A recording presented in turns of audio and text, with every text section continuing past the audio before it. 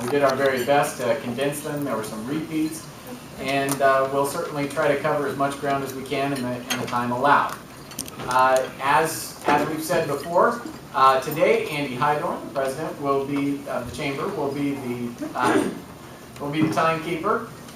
For opening comments, each of the candidates will receive 3 minutes to tell us a little bit about themselves. And then for each subsequent question, each candidate will receive 2 minutes. And Andy has a series of cards here that have 3 minutes, 2 minutes, 1 minute, 30 seconds.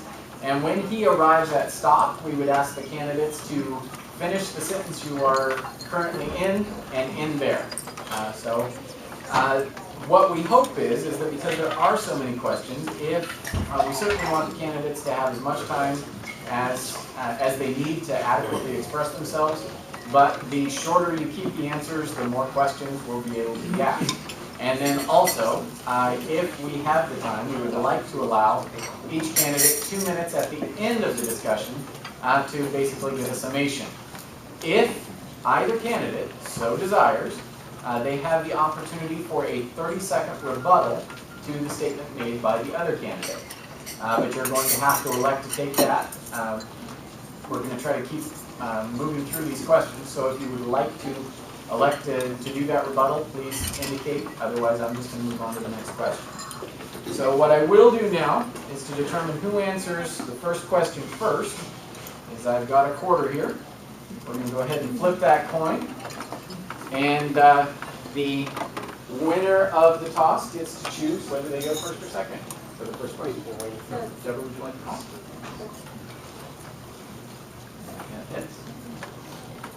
So would you prefer to go first or second? I'll go first. Okay. All right, so in 3 minutes or less, Deborah, could you tell us a little bit about yourself and what you feel qualifies you for this job? Sure. For those of you who don't know me, I'm Deborah Rarrick, and I'm married to my husband David, who I believe is the most wonderful man in the world. Together we have 3 boys, ages 14, 12, and 4. My husband coaches soccer at the Colville High School, and he works for Colville School District in the maintenance department. I have an active family. My boys are involved in all kinds of sports. Every single sport that's available, they're involved in. They're also involved in band. They both play trumpet. I like to play trumpet.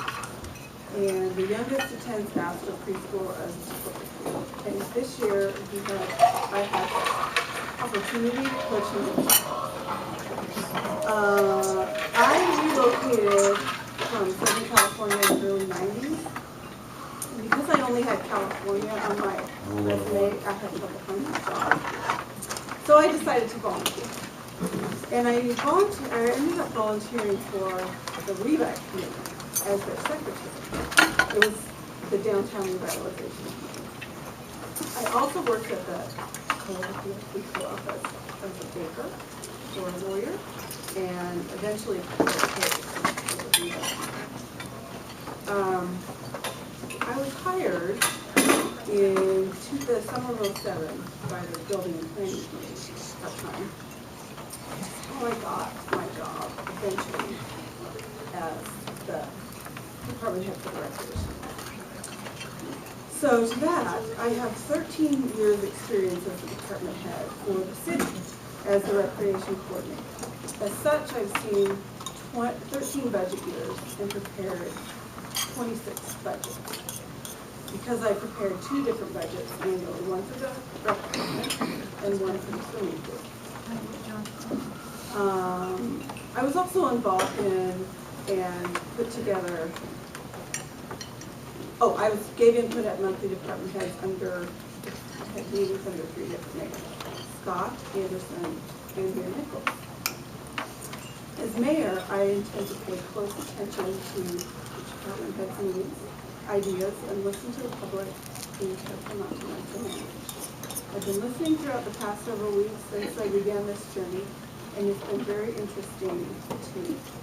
There are hot button issues that I didn't realize were there, and when problems exist and times are tough as they are now, what's most important is that we all put together rise to the challenge, and I know we can all do it. It's time for change.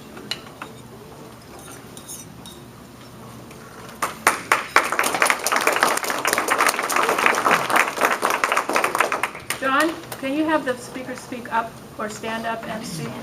Yep, we have a full room, so for each of the candidates, we want to make sure that your answers reach everyone. So if you could try to project, and if necessary, if it would help you, you're welcome to stand.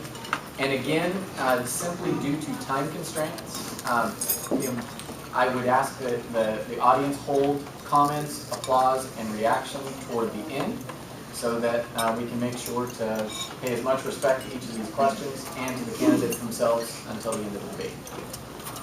So with that said, Mr. Mayor, can you tell us a little bit about yourself and what qualifies you for this job? Like many of us here, my family moved here in 1947 when I was just 2 years old, and can't say I've been a lifelong resident, because as my career and schooling occurred, I moved to Spokane for a while. Job took me to Olympia for a while. Job took me to the Columbia Basin for a while. But between each one of those, it seems like Colville was always home, and I came back home. So this has been where it's always been the best place to live that we've ever lived, and we wanted to make sure that our families had a good place to live as we raised our families, and as they raised their families. We've been able to, like I say, be able to move out to see what goes on in other parts of the state, in other parts of the economy, and other activities that we've been involved with. We have, my wife and I have 3 children, 2 of them which live in the area. One lives in Colville and one lives in Cut Falls. So we were able to have our family with us. I attended Eastern Washington University, received a degree in business administration, had the opportunity to work for several businesses here in Colville, operated my own real estate business for a period of time. Unfortunately, it was in the early 1980s when the economy was not unsimilar to what it is today, where housing starts were almost non-existent. The interest rates were completely different though at that time, but the economy was still the same and people were struggling to make ends meet and to live. And following that, I worked for what is now Harp and Home. I worked for Boggins under a personnel contract for a while. Been the mayor for 8 years. I was on the city council prior to that time, and have seen many changes occur in the city. The biggest one is the budget and the operation of the city. Over the last several years, as you well know, the economy has forced changes into what we do in our homes and in our lives. If you're running a business, you know what's going on with employment and the cost of employment based on business. The city is not unlike that. We've had to make some very difficult choices, difficult changes to make sure that we continue to operate the city. We've had a time when the budget becomes very crucial to the everyday operation of the city. We're looking at going into 2012 with a very tight budget, but we are going to be able to see that it balances and that we'll be able to take care of the needs as we best can. We know that in so doing, sometimes some of the things are not going to get done that have traditionally been done in the city. All right. Actually, Vic, why don't you remain standing? We'll kind of go back and forth between the two of you as far as who answers the question first. So we will have you answer this question first. How would you characterize your leadership style, and how might this style translate into how business is transacted at the city level? I always believe that decisions should be made at the lowest possible level. As where I work now, we try to instill that into the people that are employees. Because you've got a decision to make, you've got an idea to make, bring it up, don't be afraid of it. And many times some of the things that occur are implemented and brought up by some of the employees. I think that that's been the way I've worked with the city, is to allow the department heads and to allow the employees of the city to make recommendations, to come forward and have ideas. We've changed some things based on some of the decisions that the employees have made. We've been able to continue on. So I want to see that the department heads, employees, make decisions, bring them to the city council and to the mayor for approval, so that everyone has an opportunity to see what goes on as we move forward into 2012 and into the future. But I want to see that cooperative effort being made. I do know that at some point in time, the buck has to stop somewhere, and that's with the mayor. And I've had that come to me a number of times when I've had to say, this is the decision we're going to make. Sometimes it's been an unfavorable decision or a hard decision to make, but somebody needs to make that decision. That ultimately, and I've been able to do that. I think when that time comes, I'm willing to make the appropriate hard decision to move forward with what we do in the city.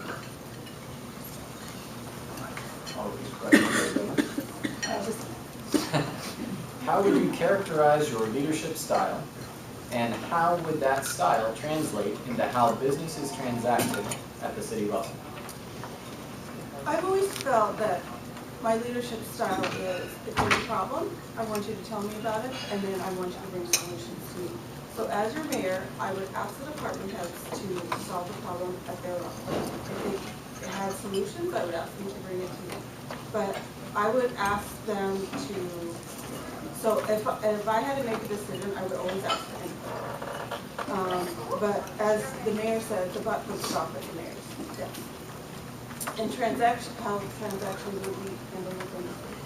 So that's what my philosophy of leadership. And as manager of the rec department, that's what I often operate. I found my employees to be very good at leading, and I had many young employees at the time. So that's what I started off. Deborah, we'll go ahead and let you answer the next question first. Please describe for us a situation where you have helped to successfully resolve the conflict. Please be specific about the skills you brought to the problem and how you approached the conflict and the outcome of that conflict.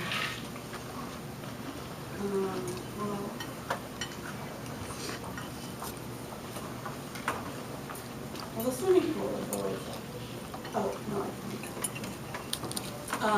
So I had a parent come in one time at the rec, and the parent was not happy with the team of the child. And once I explained to her that the issues involved in the team, that, we have 2 million kids. Once I explained, here's how many kids are in soccer, and here are how many leagues we have, and here are, you only are looking at your one child, then, and then when she realized the situation. So I find that, but first I listened to her issues. I didn't just say, what do you want? I always feel like it's up to people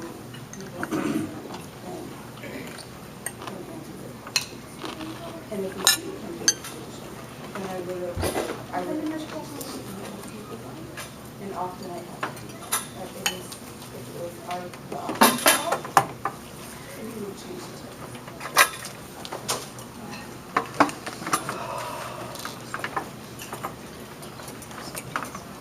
I think sometimes when we make choices, we have to be able to change and yield what others may want, or come up with a different solution. Most recently was that the school district had asked us to move the skate park off of the school property.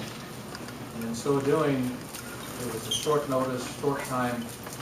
So I made the decision to move the skate park apparatus onto the tennis court as a place to put it and hold it, and to see what we could do about reestablishing the skate park. That became unacceptable, even having a setting there, to some of the tennis community. Wanted to make a move from